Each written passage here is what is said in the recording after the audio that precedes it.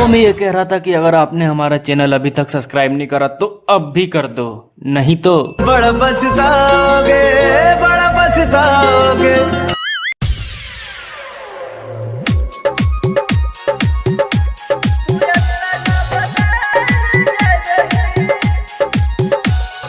DJ Nitish दा, DJ Nitish दा। धूम रिकॉर्डिंग स्टूडियो, राजा सोनवर्षा, थाना चौक, थाना चौक।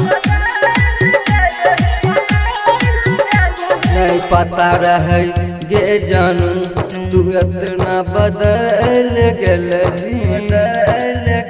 नहीं पता रहे गे जानू तू इतना बदल गल, हमरा छोड़ के पिया साथे टोली पर चल जइबी।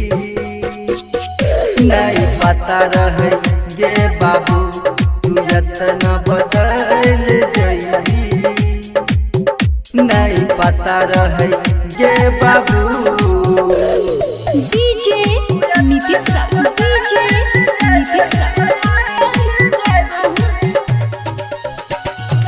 मंगुरा नवादा, मंगुरा नवादा।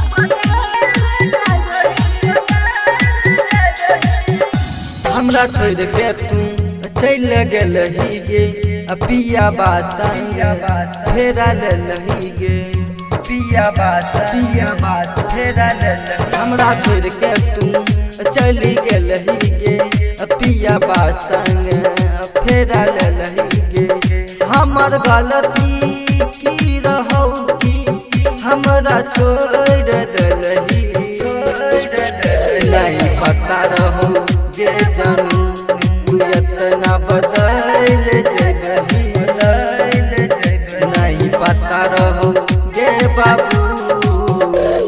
डीजे नीतीश दा, डीजे नीतीश दा। मंगुरा नवादा, मंगुरा नवादा।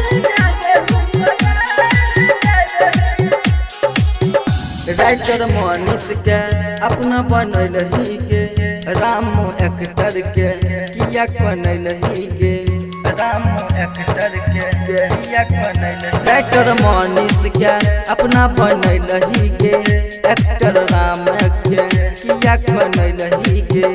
सुन सूरज और नीतीश के दिल बात तोड़ दलही, नहीं पता रहो गे जानू तू इतना बदल जइबी,